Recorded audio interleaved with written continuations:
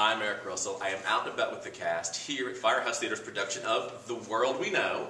This World We Know. See, we'll all say it together. Yeah. This World We Know. See, that's why we do these things. Title of show. No, yeah. Now, this is the world premiere for this show. It was the award winner in 2013. And so this is the first time brand new piece being done here in Richmond, which I think is amazing. You know, you don't have to go to that other city. Lots of money. None of those other cities. Yeah. Amazing things are being done here. But let's find out who you all are and how you're involved with this amazing production. We're going to start right here. We'll go across. I'm Kerrigan Sullivan. I'm the director. I'm Gray Garrett, and I play Lottie. I'm Charlie Raintree, and I play Junior. I'm Mark Taylor. I'm a musician. I'm Catherine Bryan, and I play Charlotte. I'm Scott Melton, and I play Neil. Now, what I liked about this show was when it's 1976. I was there. Yes. It was a bicentennial of the nation. I was 6 years old. Our town had a big parade, and I was dressed in a colonial outfit. Excellent. That's very nice. Good choice. I'll be a Throwback Thursday picture on Facebook. But this takes place simultaneously. So we kind of have time travel here. We've got younger versions and older versions, and they're happening, which I think is fantastic and new and not seen something like this before. What I was also thinking about the 70s was all the great things that came out of that. We survived lawn darts, lead paint and concrete and such. But you know, there was a lot going on in the 70s. We had, you know, Vietnam was over. We were having, you know, civil rights are moving forward. We're having, you know, the single moms. We've got a lot going on here. We've got this whole revolution going on here, and you know, the first time we didn't have people saying thank you to veterans coming home. It's like, oh, the war. They had Kent State, so we also had disco. And we had Star Wars, which was opposite of 70s. But for a lot of stuff going on here, this was a really heavy show. Yes. And so we had this brother and sister coming together, and I made copious notes. I like it. That's pretty. I have a Venn diagram for this. So if you ever wonder, yeah. So we've got Lottie and Charlotte, and Junior and Neil. Same person, same people. Two different ends of their lives. Yes. For you, I have mom, sister, protector. I have brother, uncle, protector, this whole dynamic. I want you to talk about what it's like playing you past, you present. Because by my math, it's, if we say present, about 40-some years. Where were you guys 1976? I have figures like it must be Thanksgiving because we haven't quite carved the turkey. We're not giving a whole lot of spoilers. You still have to come see it, but we're just establishing. I mean, where was I? Not born yet. But in the play. But in the play. Yes. Yeah, exactly. Thanksgiving. The play was originally written to be set in early fall in the 70s, but then to help justify the Christmas lights, that bit, and Mrs. Lambert and her decorations, we decided as a company, and with Kelly Younger, the playwright who was with us, that it would help tell that story as if we said it at Thanksgiving. So, yeah. And that's the great thing about working on a new play with a playwright involved is that when you sit around, you do the table work. When questions come up, you can actually ask the playwright, which is great. Yeah. And sometimes the playwright can go, oh yeah, well I think if we add this line here, that'll make it clearer, or let's do that. And there are a lot of really fun tweaks and stuff that came out of the process. So that was a really exciting process. Like you said, new play, it really is different from working on something that's been done a lot. So. In terms of families, I mean, families get together for major things. Holidays, people die. You get some birthdays in there every so often, more like a card, but holidays, people come together, and of course, when someone dies. And of course, this is part of the setup for this whole piece here. I think it is. I know Lottie's character, she has stayed. She has been the one to stay and to continue to deal with the family's dysfunction in any way that she knows how, which I don't think she realizes it, but is kind of drinking the Kool-Aid. And that's the only way she can maintain, but she does not want to leave her mother. You know, she stays in that same town, whereas Junior gets to be the one who is coming back and forth and coming back and forth. For Junior, for both ends of that spectrum, do you feel like you've been abandoned and kicked out, or have you felt like you've been sent to safety? I mean, what's Junior's take on this? At the end of the show? Or, how do you mean? Just in terms of like your perspective. Because we have two different ends here. So for you, from your perspective, what she's saying, do you feel like you've been saved? Do you feel like, no, I've really been abandoned? Yeah, I think that the younger Junior's character feels that he's been kicked out, that he's been used as a scapegoat. You know, send the goat into the desert and let him die for everybody else. And I think that is the memory that Neil is looking back at in his scenes. Is I was kicked out, I wasn't wanted, so I left, and I'll never come back again. So that's how I feel he reacts to it. Because from our perspective, you're still young people at the time of this, because we don't really know, we know how young Trevor is. We find that Trevor's 5. There's a 5-year-old involved, and so we figure you're young parent, still young. Yes. So you're still like in that, you know. Very young. Very young. Very young. Yeah. Really young mom. Yeah. So you're dealing with a whole lot of stuff here. And this is a very heavy show. You're dealing with, like, you know, there's a phrase of the child is parent to the man. What happens to our child focuses and makes us who we are as adults. And we've all had that childhood trauma. Yeah. We know that he's trying to help his nephew get over a bully and some other fears, but we carry a lot of that stuff with us into our adult lives. That's what makes this play so incredibly relatable for, I think, anyone and everyone who could see it, is that we have all had childhoods and we have all gone through things that were not our favorite experiences. If you have brothers or sisters, I think you can find a lot of commonality in the relationship between Charlotte and Lottie, or if you have parents, you can certainly see how people you love do the best that they can by you, and you have to fill in for the rest, or you can get angry about it. And I think that these two people are trying to figure it out. And I think that in the beginning of the play, when we were reading it, the playwright Kelly, Younger, he uses a quote by Rumi that says, I'll see if I can quote it exactly, but it stuck out to me as like, and it has stayed very meaningful, and that is, out beyond ideas of right and wrongdoing, there is a field. I'll meet you there.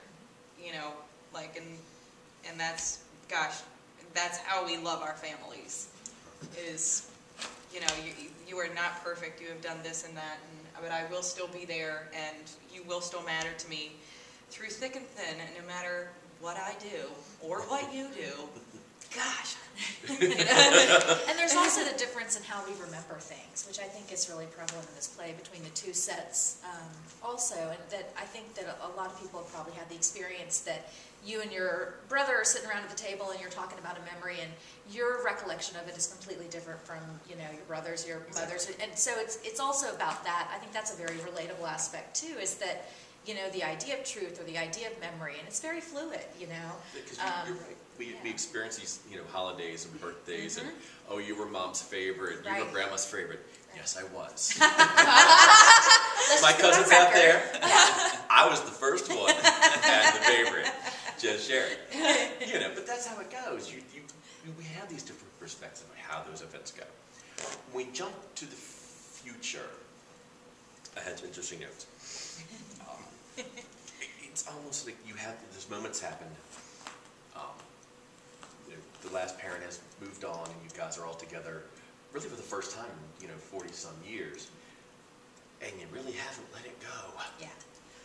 You go back to that one childhood moment. Right. And I was interested in the way that you transition from Lottie to Charlotte. You know, she's gone from this very, I would say, practical person, for the most part. She feels like she's kind of grounded, not really, but she has this focus, and now they've got this thing, and you look at it on the computer, and it's got a little dot, and you can see, like, okay, you've met my mom. It's mine too. Yeah, Mine but- too. but but you have a little bit extra little, it's like, and I've discovered Buddhism and this whole thing, so I've gone from being a Catholic to being a Buddhist. You know, it's just kind of an interesting transition. How has Charlotte gotten to this point in her life? Well, I think Charlotte has finally gotten sober for the first time in her life. And she did it through this Buddhist retreat or wherever, the place that she's, she's kind of glommed onto that as her. It has saved her really from her, the alcoholism that has possessed her whole adult life. And she still has a lot of traits of the alcoholic. She still does a lot of denying. It's hard for her, right up to the end of the play, she's still denying the truth of what happened that day with her brother. Because it's not about what happens truly on the roof. No. Why, that's the it trigger. Is, and it's... But Charlotte's shame is how she betrayed her brother, and then how she betrays her own son by hitting him. And that's, I think she's carried a tremendous amount of shame and guilt through her adult life. And this Took her 30 years to stop throwing up. So she's been bulimic, she's been alcoholic. She talks about having turned her fists on herself, so I think she's probably been cutting herself for years and years. And, and she is as damaged as Junior was, just in different ways. I mean, they experienced different kinds of abuse, but equally dreadful, really. Yes, because they were almost juxtaposed against each other. If it was the same kind of abuse, then the two of them could have always found allies with each other. However, because it's two very different kinds of abuse, and one thinks theirs is very bad, and the other one thinks you don't know how bad mine is. Both of them Are set against each other. And Yeah, they were set exactly. against each other. Yeah. And her mantra is, I was like, it's kind of negative too. It's not like really uplifting. It's hurt people, hurt people. I'm going, yeah, okay. but it's hers. She's taking ownership of this. She understands, I think, the connection she built to that. Yeah, well, I think it makes it understandable that, the reason that I was hurt was because somebody who was imperfect and hurt themselves without meaning to hurt me. And then because I was hurt without meaning to, I hurt them. And this is the cycle that's going on, and she thinks that Buddhism can save her. And she's living in very much a world of pretend, and I think it's alluded to very much throughout the play that Charlotte Lottie has a hard time. I think that much like many of us are taught, if we put that certain face forward, then everyone will think that that's who that is. Here's my public face. Here's Here is who I my am. public face. This is who I am. I have it together. And then when nobody is around and you're alone, that's when she crumbles and, she is hurting herself. She is bulimic. She is an alcoholic. And it all has to go somewhere. It all has to be real. So with Buddhism, I think that was her first step as a human being, kind of coming into the light as, okay, I am doing the best I can to admit these things, but I have to do that believing that there is something better waiting for me if I do. How does Neil, how do you transition from being Junior into Neil? Because you say, my name is Neil. So I think there's a couple things there, and you brought up some things that I think are pretty significant in terms of, so Neil left, he actually got away. Now, to him, I think it was a combination of he was physically pushed Gone, out, right. but he was also emotionally pushed out a long time before that. So there's been a distance that was not his decision on a couple of levels, and with the people that were most important to him.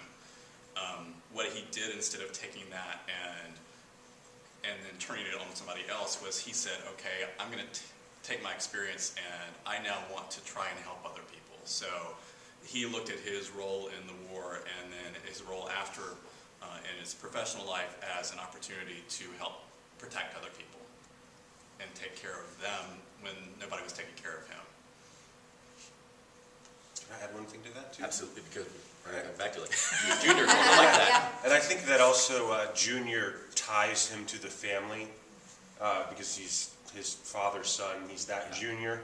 Also, it's how what his mother and sister called him his entire life, and I think that he probably has a shirt with a name tag and it says Neil. That makes him feel good to have his own identity. He's not the kid. He's not being, because the Junior, they tend to treat you as the child. Right. You're like, my name is Neil. I fought in the war. I've come home. I'm trying to do right by my nephew.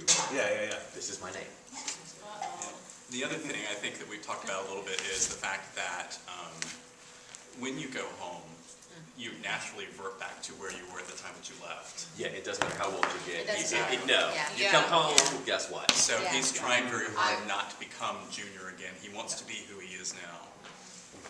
I try to put a lot of I put this and I always try to think of it, and I hear it coming out, and I'm like, oh, but like a little bit, just like a layer of like a whiny, spoiled girl, like when she's arguing with her brother, like just a little bit of it, so that, because that's how we fight with our sisters or our And brothers. then you see it happen with the older couple too. Do you know what I mean? There's those echoes, and the space is very important, and it's like coming back to that space. You have those memories, you have those behaviors, and it's all about that. So.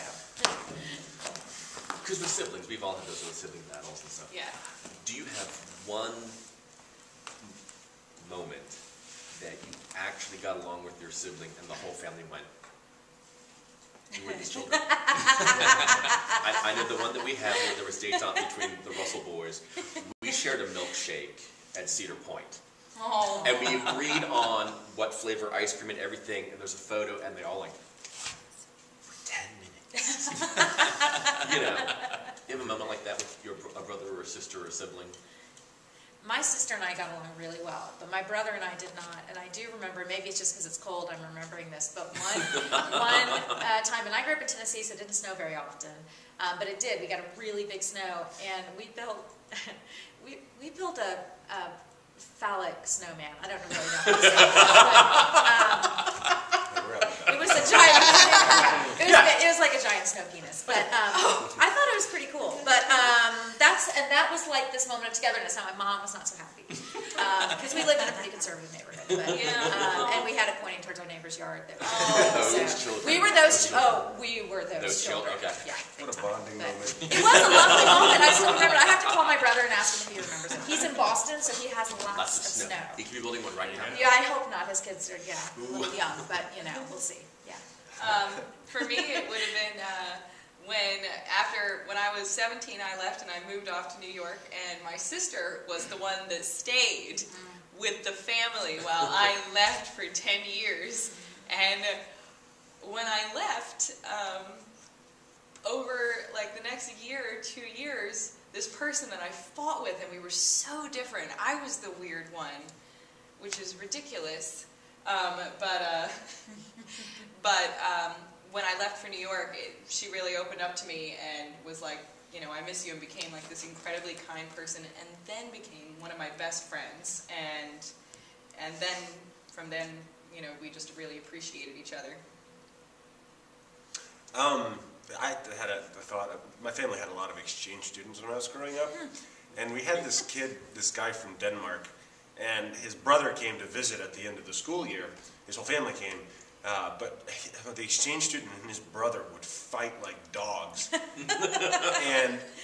But they had an endearing relationship at the same time. It was just an odd relationship, but I think that kind of like captured the essence of our relationship, where it's like, I hate you, but I love you. I love you. I can't live without you. Right. Siblings with it all. Yeah. Favorite sibling moment? I want a 5. There was that one Christmas they remembered my name. What do you want an audience to take away from the show? Because this deals with a lot of heavy things. We've got child abuse, we've got alcoholism, we've got drugs, we've got, that whole thing. But what do you want an audience to take away from this? mean, I think the thing that's great about a play that delves into issues is that everybody's going to experience it differently.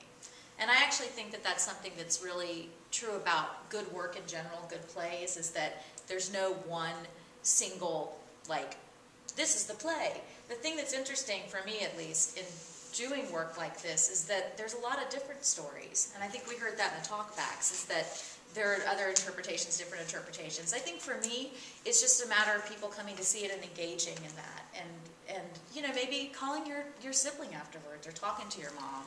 I mean, I think obviously it's about forgiveness, it's about reconciliation, but everybody's going to take a little bit of a different tack on it depending on where you are and where you are with your family. So, I don't know. I don't know that there's a right, but I think that coming to see it and just having that discussion or opening up that conversation would be what I would want people to take away. Yeah, that's what I basically is think about what you were holding on to and what you are carrying around with you emotionally in your life and how that is not affecting you in a good way.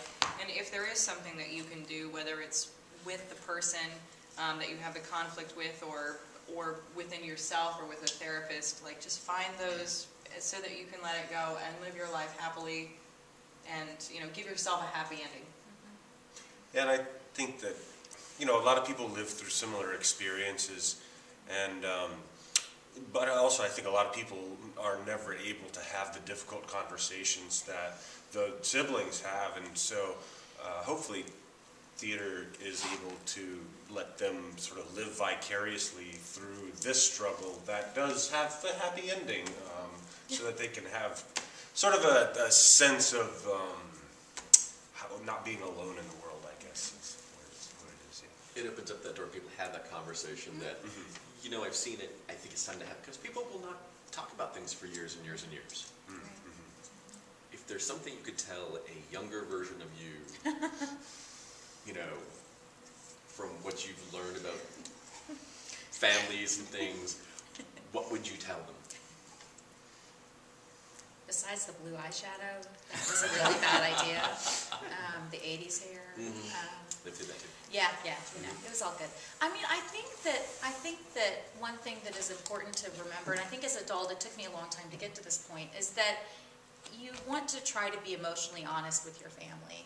And you also want to realize that that family structure is so important. I mean, we are humans, we have these structures, and even dysfunctional, you know, a lot of them are dysfunctional. I don't know that there is a functional family, really. I mean, there is a certain level of dysfunction in any family, I think. But being able to sort of embrace that in a way that's healthy and to support and love that family, I mean, I think that's important. And it took me a long time to go through that process as an adult to be able to come back and, you know, and have conversations that were honest with my siblings and with my parents. And it would be nice if somebody else could maybe get to that a little sooner. You know, I don't know if you can. I mean, I think sometimes you have to go through it. That I think is a really good point. And I think if there's something that I would hope that people come away with is to honor their own path and journey to healing, and honor others, the path that others take, because there's such a variety and such a dynamic. Yeah, because the 70s gave us the Brady Bunch family. But I think the reality is we're more like, you know, the Family Guy family. Yeah. Now we know. Now we know. Now we can talk about it. That's right, Yeah. we'll talk about it. Shooting star. Yeah. You guys have an amazing production here. It's powerful. It's moving. Your chemistry as siblings and such is amazing. I just, you know, it's felt like, I've had that conversation with mine. You know, we've had it on the family fight. Yeah, I've had that same feeling of annoyance with... You know, but and you love your family. Yeah. And that's the best of it. Again, a fantastic show. It runs through March 7th at Firehouse Theater. This World We Know. This world we know. That's right, This World We Know. All together. That's the right. Yeah. No. Not this world. No. We had some confusion about that. You've been there, but This World We Know. Tickets are available at firehousetheater.org. So again, you know, make sure you get your tickets for that because, again, there's amazing theater in Richmond, Virginia. You don't have to go to New York City. You don't have to go other places. It's right here. Come see it. It's amazing. World Shooting premiere. star. World premiere. World premiere. World premiere. You don't have to take out a small loan. So come see this, The World We Know. Thank you again for being here tonight with me. Thank you. Thank you. Really appreciate it. I'm Eric Russell. You never know where I'll turn up next, so tune in next time. See ya.